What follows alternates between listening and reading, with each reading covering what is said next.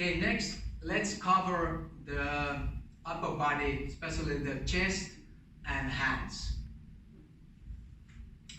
And about the chest, in general it's a good idea that your chest is pointing towards the opponent all the times. In some other combat sports like boxing or even kickboxing, the stance can be a little bit different from Muay Thai stance. But in Muay Thai, because the focus is so much on kicks, it would be a good idea that your chest and waist is pointing more towards the opponent.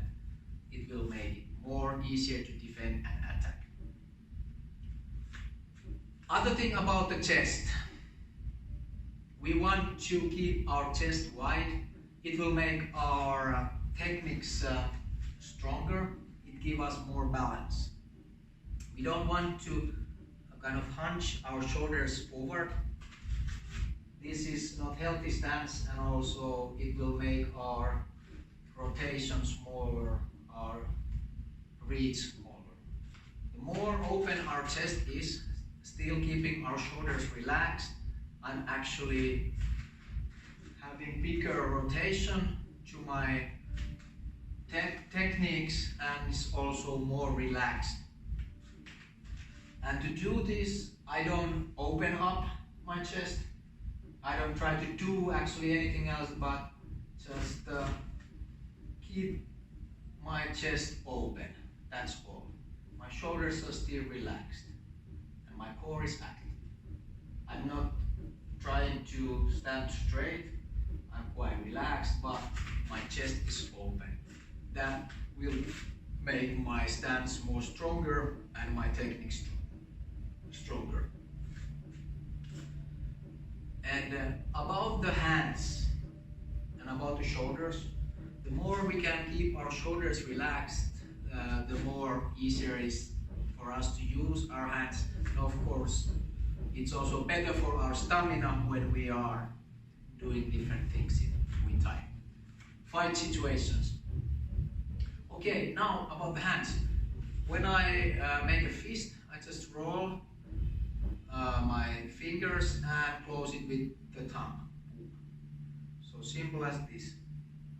And I don't have to keep it like this tight. I keep it quite relaxed.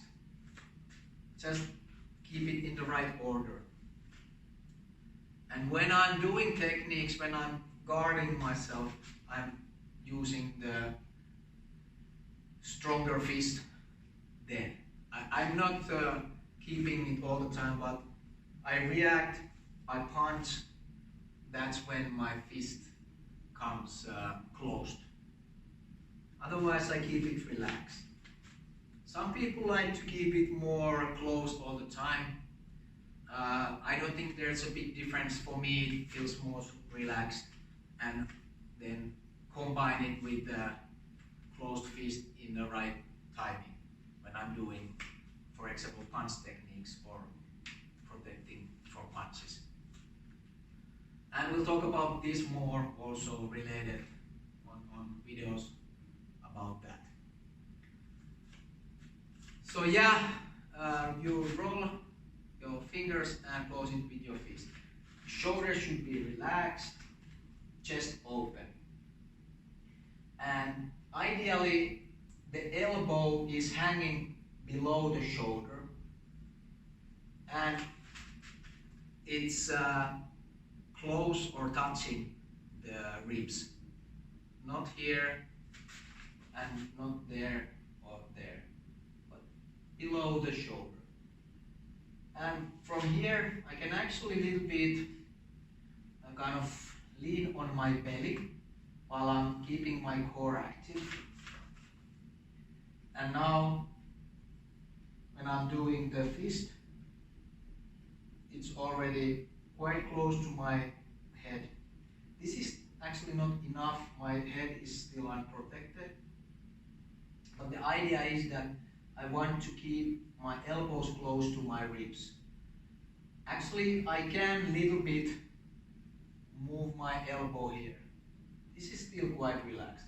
But the more my elbow goes forward, this starts to add tension to my shoulder, and that's not Good.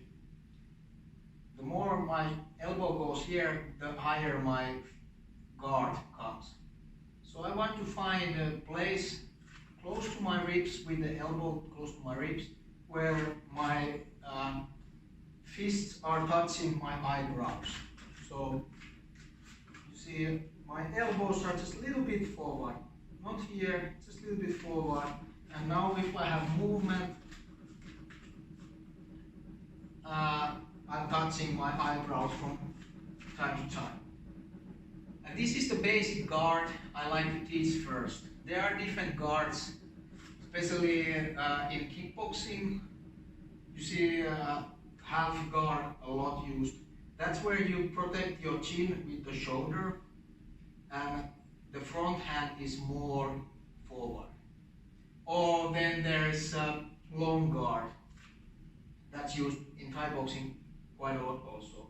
Again, you protect your chin with your shoulder, and your front hand is trying to reach to opponent or try to make opponent not see as much.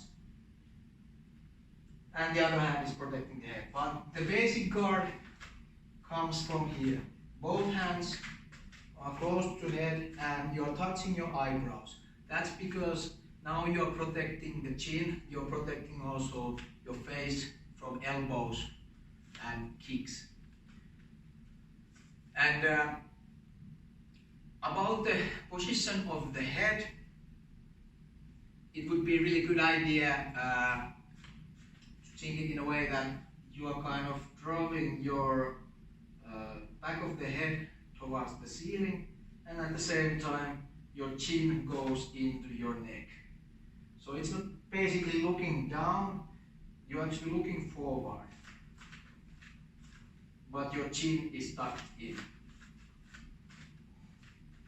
And from this stance, for some people might feel that I don't see anything. I put my hands in front of my eyes. I actually recommend to have a little bit angle here on the wrists to help in punches. That's another topic, but also to make your guard a little bit more angled, so you will have some more view side from there. And also when I'm actually doing this movement, I have more, I see more than if I give my hands all the time here. So little movement and little angle here is good idea. And the knuckles are pointing more outwards, not this way. This is actually not very relaxed, and not like this. This is too much open. This is protecting more and is giving me more also rotation to the, if I'm doing straight punches, this gives some power to the punch in the end of the punch. Anyway, it's good idea to see your opponent. Your fist should not be on your eyes. So little movement, little angle, and you can also vary between the guards. When you learn to do different guards, I can actually have my arms sometimes moving depending on the distance and situation.